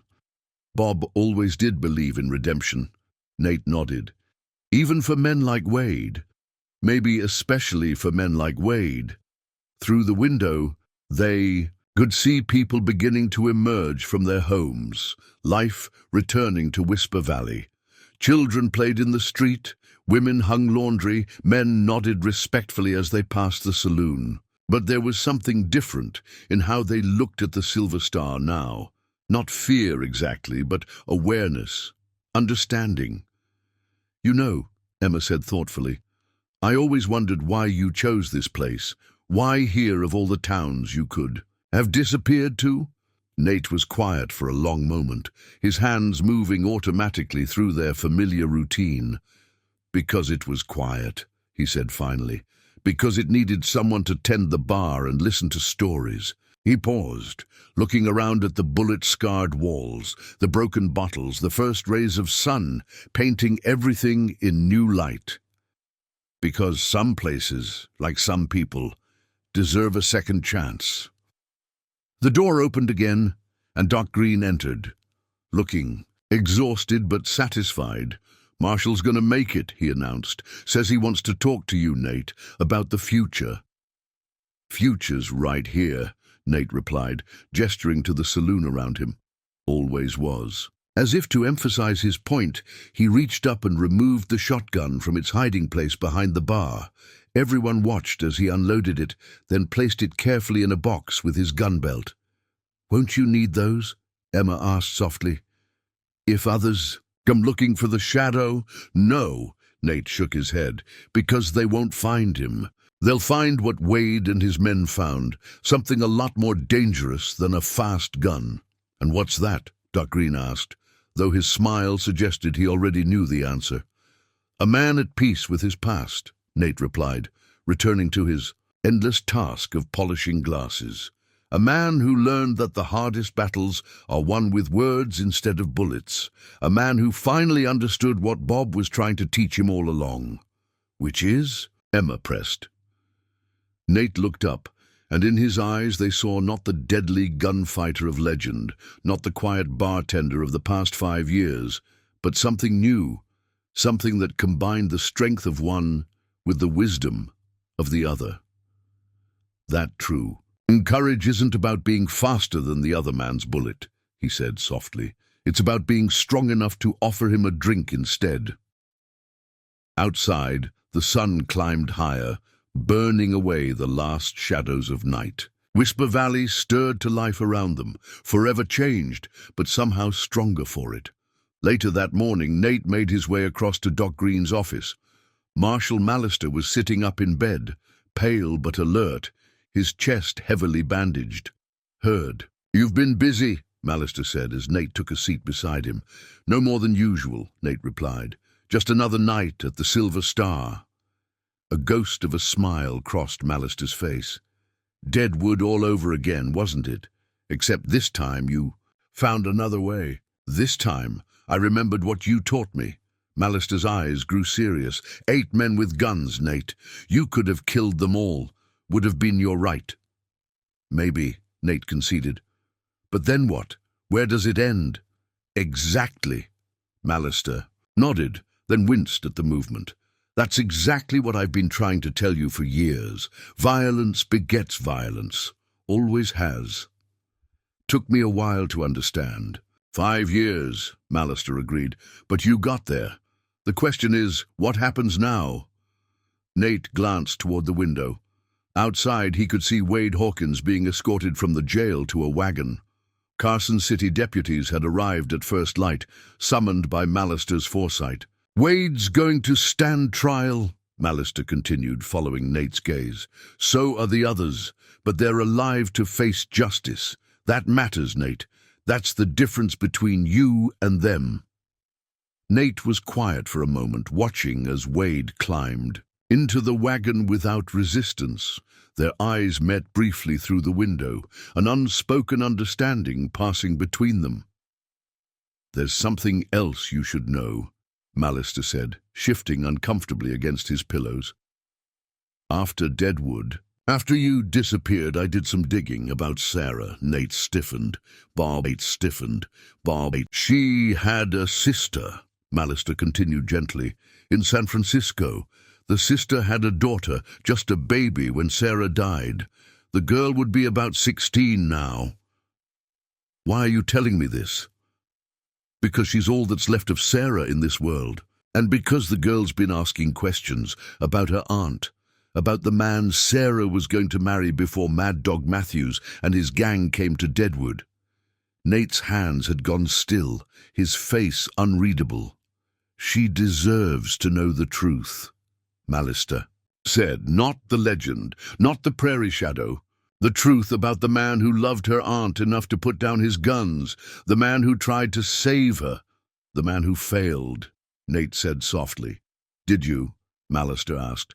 Last night, when you chose mercy over vengeance, when you faced down men, twice your number without taking a single life.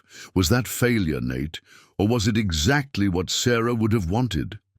The question hung in the air between them, unanswered, but not forgotten. I'm getting too old for this job, Mallister said, after a while, changing the subject. Been thinking about retiring. Town's going to need a new marshal. Nate raised an eyebrow. You offering me a badge, Bob? Who better? Man who can talk killers into surrendering without firing a shot seems like the ideal lawman to me. I'm a bartender, Nate replied. Just a bartender. Are you? Mallister's eyes held his. After last night, I'm not sure this town's going to let you be just anything anymore, Nate. Words spreading, legends growing, prairie shadows risen from the dead. Then I'll just have to convince them otherwise. Maybe, Mallister conceded. Or maybe it's time to stop hiding, time to use who you were, to become who you were always meant to be. Before Nate could respond, Doc Green entered carrying fresh bandages. That's enough philosophizing for one day, he announced, shooing Nate. Toward the door. Man got shot last night, needs his rest. We'll finish this conversation later, Mallister called as Nate left. Outside, Whisper Valley was bustling with activity. The wagon containing Wade and the other prisoners rattled down the main street, accompanied by 4 Carson City deputies. As it passed the general store, Nate noticed a small figure standing in the doorway, Jimmy Carter's mother watching with dry eyes as her son's killers were taken away to face justice. She caught Nate's gaze and gave him a small nod of acknowledgement. Not gratitude exactly, but something close to it. Recognition, understanding. In that moment, Nate realized Mallister was right. The town had changed overnight, or perhaps it was just seeing him clearly for the first time. Either way, there would be no going back to the comfortable anonymity of before. The Prairie Shadows legend had been reborn, but perhaps it could be reshaped into something new, something that brought peace rather than fear. As the wagon disappeared around the bend, Nate caught sight of another familiar figure heading his way, M. Hawthorne, carrying a broom and a determined expression. "Thought you might need help cleaning up," she said, falling into step beside him as they headed back toward the Silver Star. "Quite a mess you made." "Wasn't all my doing," Nate replied. "No," she agreed, "but fixing it is." They walked in companionable silence for a few steps before she spoke again. "Mallister offered you his job, didn't he?" Nate glanced at her, surprised. "How did you know?" Because I know Bob, she smiled, and I know you. Question is, what are you going to do about it? Nate looked ahead to where the Silver Star stood waiting, its windows shattered but its foundation unshaken. Don't know yet, he admitted, still trying to figure out what comes after the shadow. Emma's hand found his, warm and certain. Whatever it is, she said softly, you won't have to figure it out alone. 3 weeks passed. The bullet holes in the Silver Star's walls had been patched, the broken windows replaced, the bloodstains scrubbed from the floor as best they could be. But memories lingered, reshaping Whisper Valley like water carving a new path through stone. Nate stood behind the bar, watching the evening crowd with quiet attentiveness. The saloon was fuller than it had been in years. Curious visitors from nearby towns, mingling with locals, all of them stealing glances at the bartender when they thought he wasn't looking. Another round for the gentleman at the corner table, Emma instructed, setting her empty tray on the bar. Coming up, Nate replied, reaching for the bottle of Kentucky bourbon, the good stuff, not the rot gut he'd served Blackwood's gang that fateful night. Writer from Carson City's been asking. Questions again, Emma said, keeping her voice low. Wants to do a story on the true tale of the Prairie Shadow. Tell him what you told the others, Nate replied, his hands never pausing in their work. No stories to tell. Nothing happened here worth writing about. Emma's eyebrow arched skeptically. That lie's getting harder to sell by the day. It was true. Despite their best efforts to downplay events, the story had spread like wildfire across the territory. Each retelling grew more elaborate, transforming Nate from a man into a myth. Some claimed he'd killed 20 men that night. Others swore he could catch bullets with his bare hands. One particularly creative account suggested he'd disappeared into thin air after the gunfight, only to materialize again behind the bar the next morning as if nothing had happened. The truth, that he'd faced down 13 armed men without killing a single one, was deemed too incredible to be believed, so the storytellers embellished until it matched their expectations of what a legend should be. Mail came, Emma said, changing the subject. She pulled a letter from her pocket and slid it across the bar. From San Francisco. Nate's hands stilled as he recognized the handwriting, tight, precise lettering that reminded him painfully of another hand that had once written his name. You going to open it this time? Emma asked gently. It was the third such letter to arrive in as many weeks. The previous 2 remained unopened in Nate's room above the saloon. Maybe, he replied noncommittally, tucking the envelope into his vest pocket. When I find the right words to say. Sometimes there aren't right words, Emma said, just honest ones. Before Nate could respond, the batwing doors swung open, and Marshal Mallister entered. He moved stiffly, still healing from Blackwood's bullet, but he was back on his feet and back on duty, as evidenced by the badge gleaming on his chest. Evening, Bob. Nate nodded as the lawman approached the bar. Usual? Not tonight, Mallister replied, his expression unusually serious. Need a word in private. Nate glanced at Emma, who took the hint and moved away to tend to other customers. Something wrong. Telegram from Carson City, Mallister said, pulling a folded paper from his pocket. Trial's been set for Blackwood and the others. Next month. Good, Nate nodded. Sooner they face justice, the better. That's not all, Mallister continued, lowering his voice. There's been some trouble at the prison. Seems Wade Hawkins has made himself some powerful friends inside. Been asking a lot of questions. About you. Nate's expression didn't change, but something flickered in his eyes. Thought Wade had found his peace. Peace is a journey, not a destination, Mallister replied. You of all people should know that. One moment of clarity doesn't undo years of hate. What are you saying, Bob? I'm saying watch your back. Wade's, got connections we didn't know about. Money, too. And the kind of men who don't mind doing dirty work for the right price. Nate absorbed this information silently, his hands automatically resuming their work, wiping down the bar, arranging glasses, all the small tasks that had defined his life for the past 5 years. "That offer still stand?" he asked finally, not looking up. "About the badge?" A smile crept across Mallister's weathered face. "Thought you'd never ask. Been keeping it warm for you." He reached into his coat and pulled out a deputy's star, setting it on the bar between them. "Town council approved it unanimously this morning. Seems your stock's risen considerably around here." Nate picked up the badge, feeling its weight, both literal and symbolic, in his palm. "Not sure I'm cut out to be a lawman." "Weren't sure you were cut out to be a bartender either," Mallister pointed out. "Yet here you are, 5 years later. Different kind of responsibility." "Is it?" Mallister's gaze was steady. "Both involve keeping the peace, reading men's intentions, knowing when to talk and when to act. Only difference is, as deputy, you'd be doing it with the law behind you instead of just your reputation." Nate was quiet for a long moment, turning the badge over in his hands. Then with a slight nod he pinned it to his vest.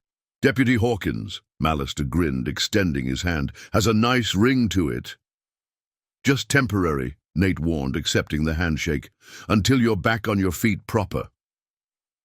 "Of course," Mallister agreed, though the twinkle in his eye suggested he knew better.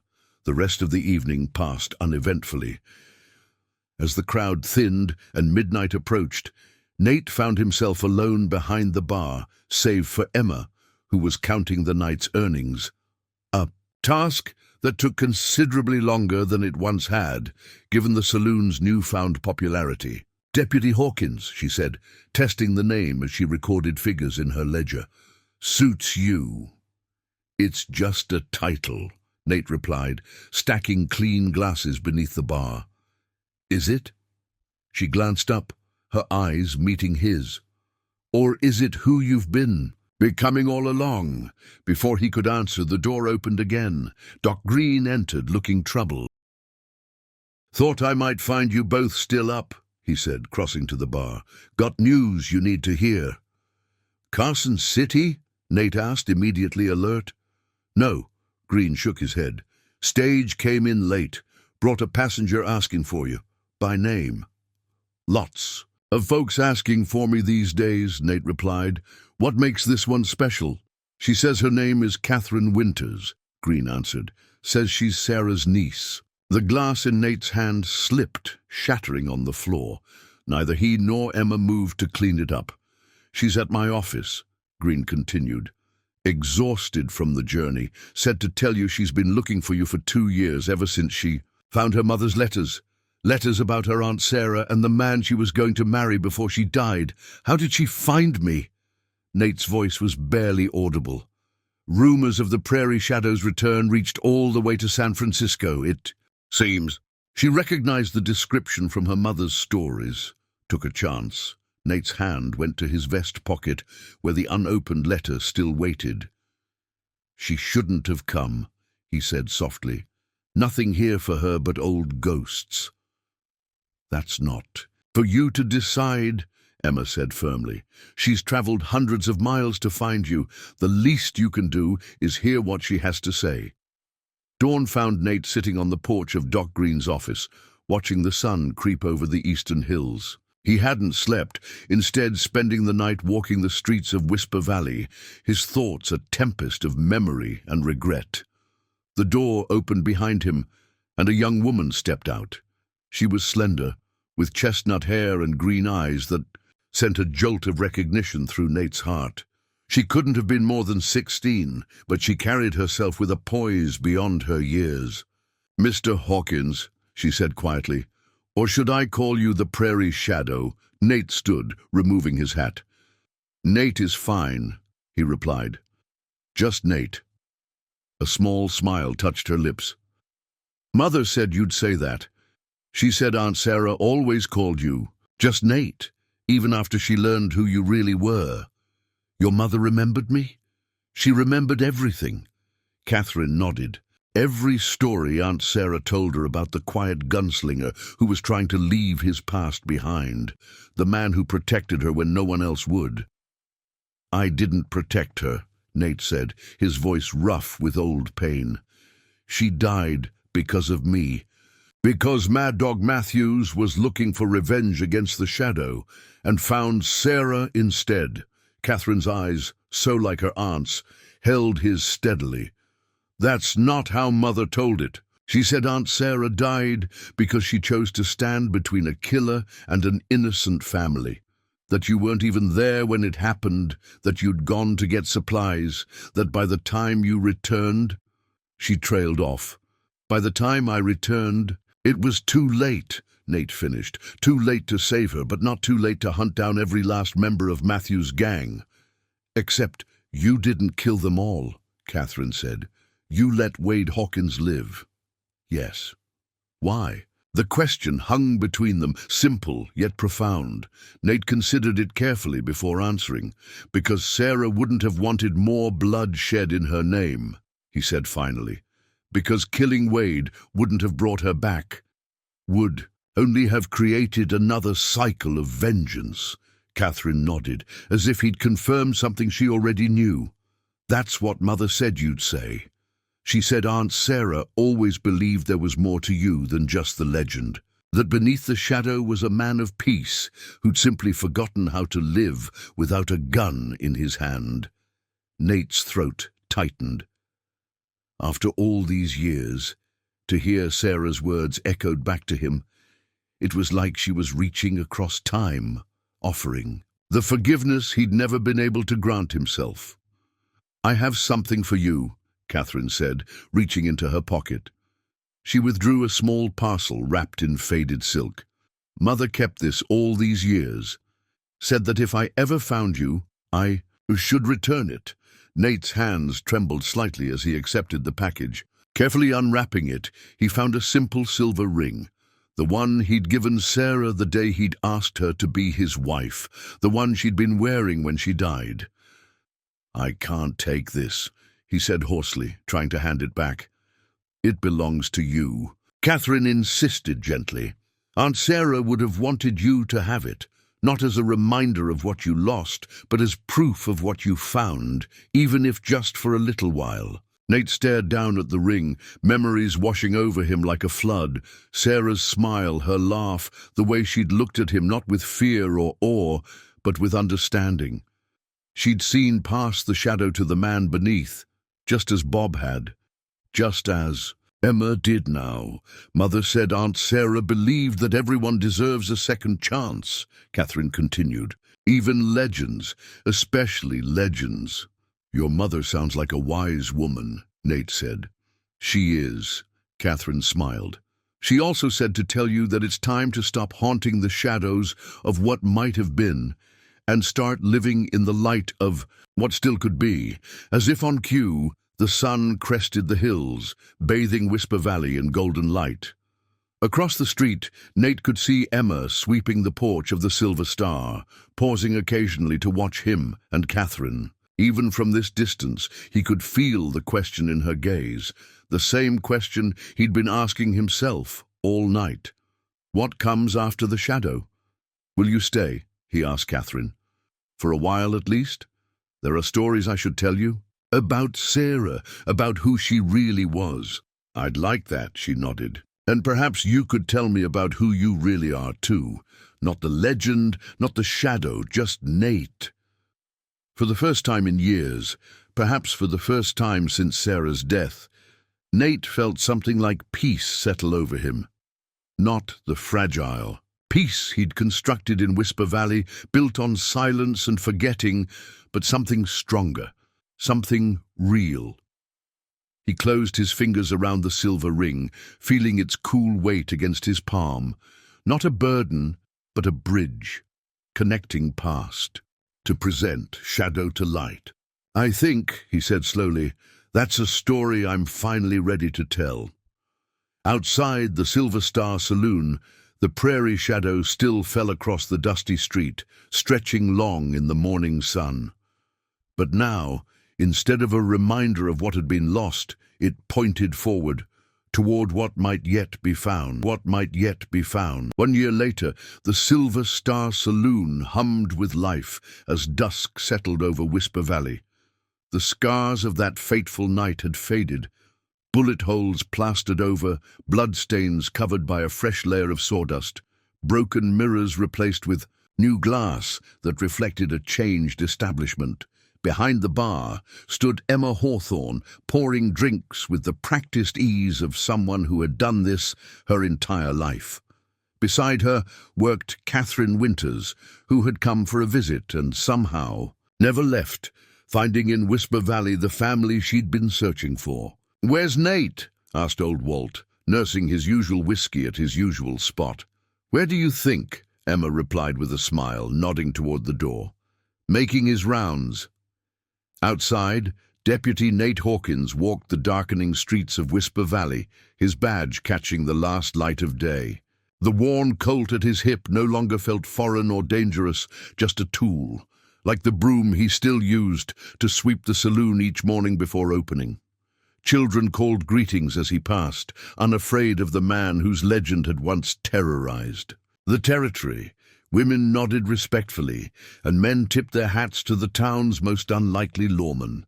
Nate's path took him, as it always did, to the small cemetery on the hill overlooking the valley. There, beneath a simple wooden cross, lay Marshal Robert Mallister. The old lawman had survived Blackwood's bullet only to succumb 6 months later to a winter pneumonia that even Doc Green's skills couldn't defeat. His last words to Nate had been simple. "Remember what I taught you. Peace isn't the absence of violence, it's the presence of justice." Nate knelt beside the grave, removing his hat. "Evening, Bob," he said quietly. "Town's quiet tonight. Wells brothers tried to start something at the Silver Star, but they settled down quick enough when I reminded them of the Dawson place." The Dawson place had been Nate's first real test as deputy. A gang of cattle rustlers had taken the family hostage, demanding safe passage out of the territory. Everyone had expected gunfire, bloodshed, the return of the prairie shadow in all his deadly glory. Instead, Nate had approached unarmed, his badge gleaming in the sun. He'd talked for 3 hours straight, not about surrender or consequences, but about choices. About roads taken and not taken, about how a man's life is measured not by how he dies, but by how he lives. In the end, the rustlers had surrendered. Without a shot being fired, the Dawson family had been saved, and Whisper Valley had witnessed the birth of a new legend, not of the shadow who dealt death from behind a gun, but of the deputy who brought life through his words. "You'd be proud, I think," Nate continued, adjusting the fresh flowers Catherine had placed on the grave that morning. "Town's growing.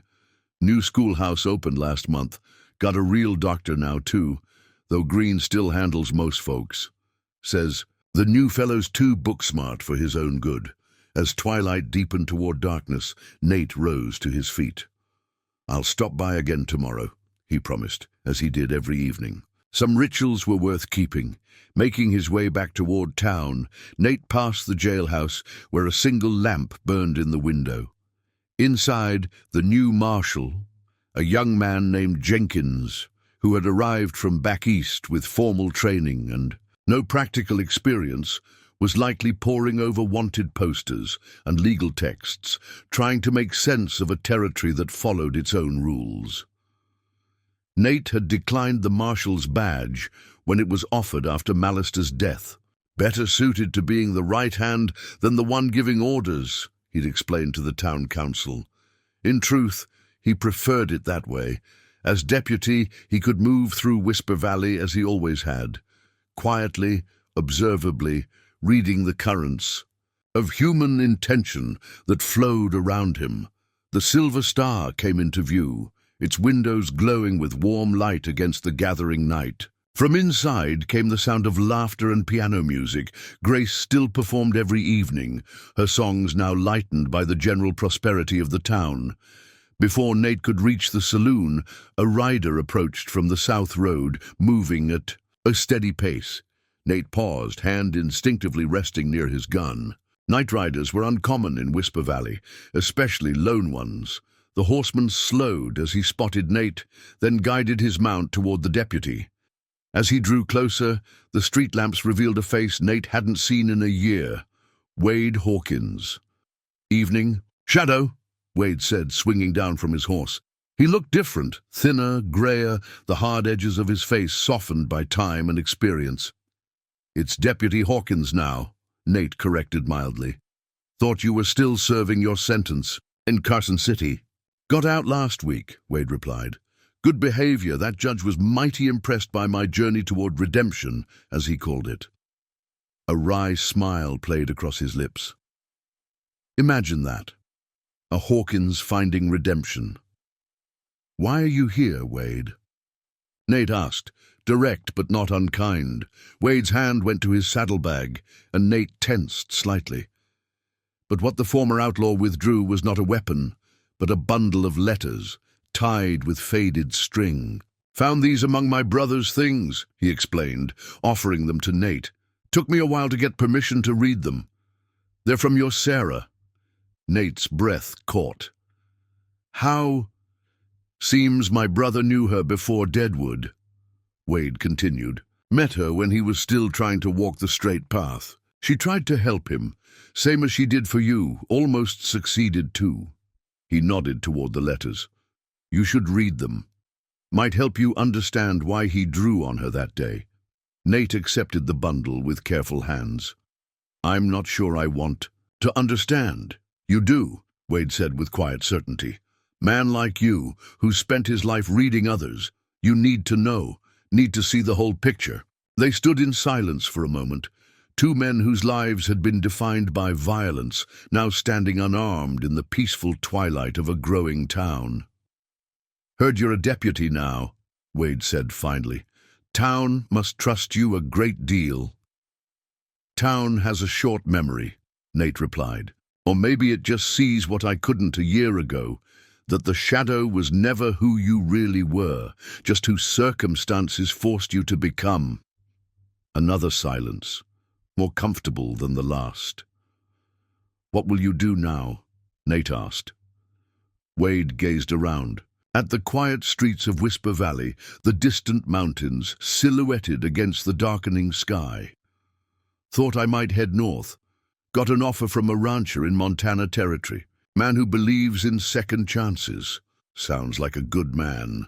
"He is," Wade nodded. "Marshal Mallister arranged it before he died. Said if I was serious about changing my ways, he'd help me start fresh once I'd served my time." He smiled sadly. "Wish I could thank him."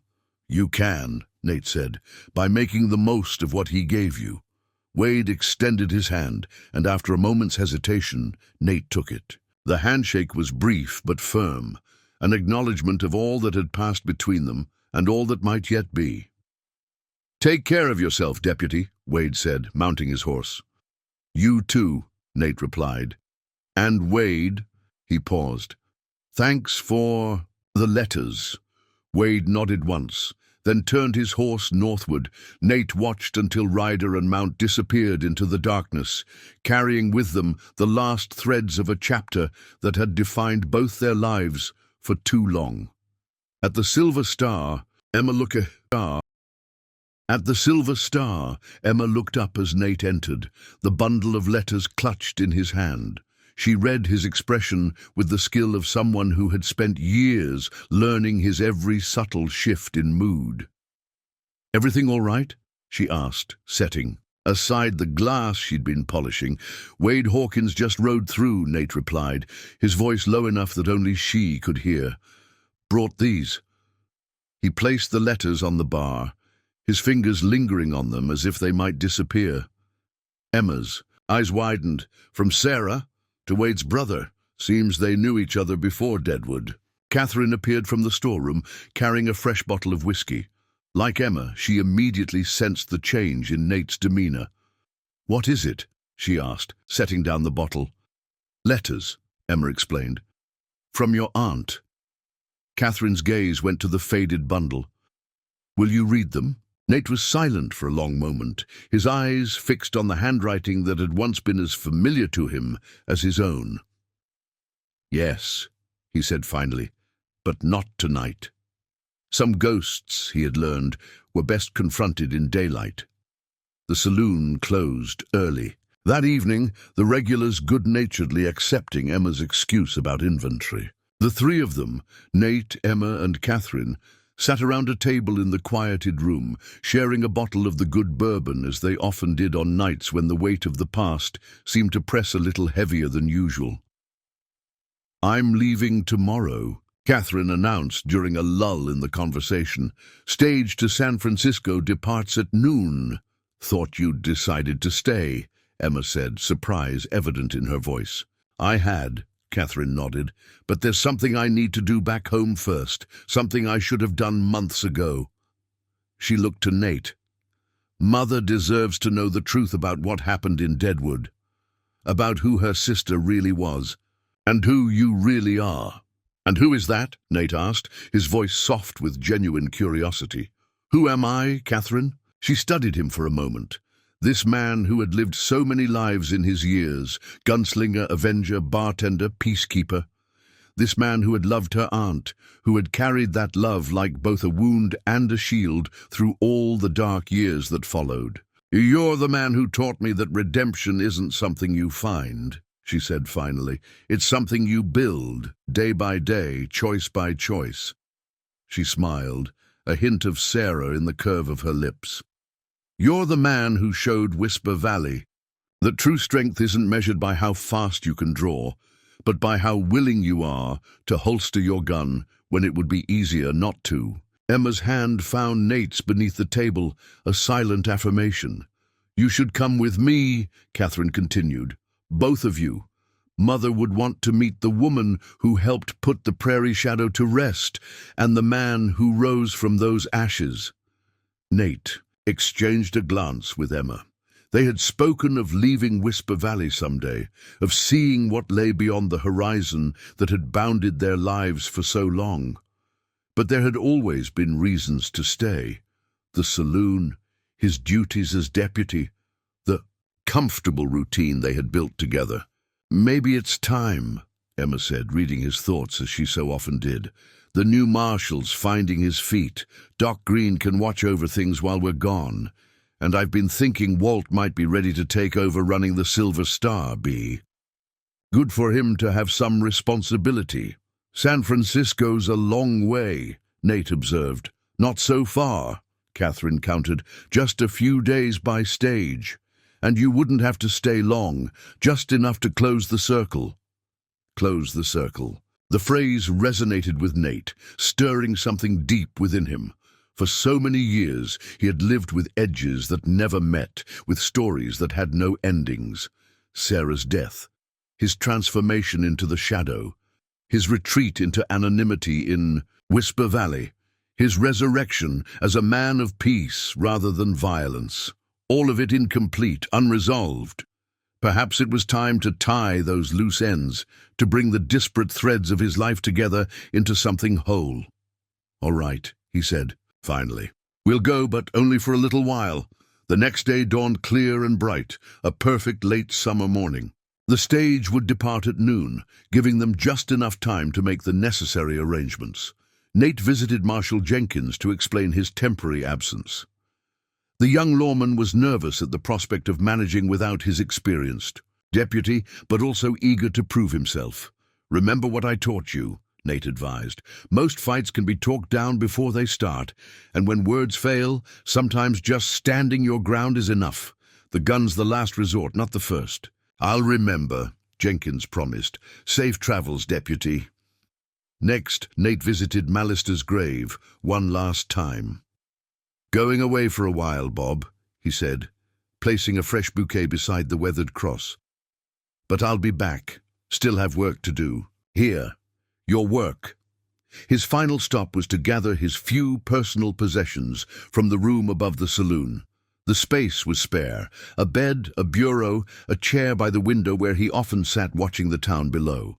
From a box beneath the floorboards, he retrieved Sarah's ring, threading it onto a leather cord, which he fastened around his neck. Some burdens were meant to be carried close to the heart. The bundle of letters he packed carefully into his saddlebag. He had not yet found the courage to open them, but perhaps the journey would provide the right moment. At the stagecoach depot, Emma was already waiting, dressed in a traveling suit that Nate had never seen before. Catherine stood beside her, their trunks loaded and tickets purchased. "Had that suit for years," Emma explained, noticing his surprise. "Never had occasion to wear it until now." "Suits you," Nate replied simply. As they boarded the stage, Nate paused for one last look at Whisper Valley. From this vantage point, he could see the Silver Star, the jailhouse, Doc Green's office, and the small church that had been built just last spring. He could see the streets where children played without fear, the shops where commerce thrived, the homes where families lived in peace. This was what he had helped build, not alone, but as part of something larger than himself. This was what remained when the shadow receded and the man stepped forward into the light. The stagecoach lurched into motion, wheels turning toward a future that for the first time in many years, Nate faced not with resignation, but with hope. Beside him sat Emma, who had seen the truth of him when he could not see it himself. Across from them, Catherine, who had offered forgiveness he had never thought to seek. And somewhere ahead lay San Francisco, where Sarah's sister waited with stories of her own to tell. Where perhaps the final pieces of Nate Hawkins, the man who had been the prairie shadow, who had been just a bartender, who was now something both more and less than either, would at last fall into place. As Whisper Valley disappeared behind them, Nate found himself thinking not of the past, but of the future, of returning to the town that had become his home, of continuing the work he had begun there, of the life he and Emma might build together. Some men spent their lives chasing legends, seeking immortality through deeds that would echo long after. They were gone. Nate had lived that life once and found it hollow. Now he understood that true legacy wasn't measured in notches on a gun belt or stories told around saloon tables. It was measured in moments of peace, in choices that broke cycles of violence, in lives touched and changed for the better. The stagecoach crested a hill, revealing the vast landscape that stretched before them, mountains and valleys, deserts and plains, all bathed in the golden light of morning. Somewhere out there, the road would turn and bring them back to Whisper Valley. But for now, it was enough to journey forward, together, into whatever waited beyond the next horizon. Outside the coach window, the prairie shadow stretched long across the passing terrain. But now, at last, the man had outpaced it, stepping fully into the light of a new day. Up next, you've got 2 more standout stories right on your screen. If this one hit the mark, you won't want to pass these up. Just click and check them out. And don't forget to subscribe and turn on the notification bell so you don't miss any upload from us.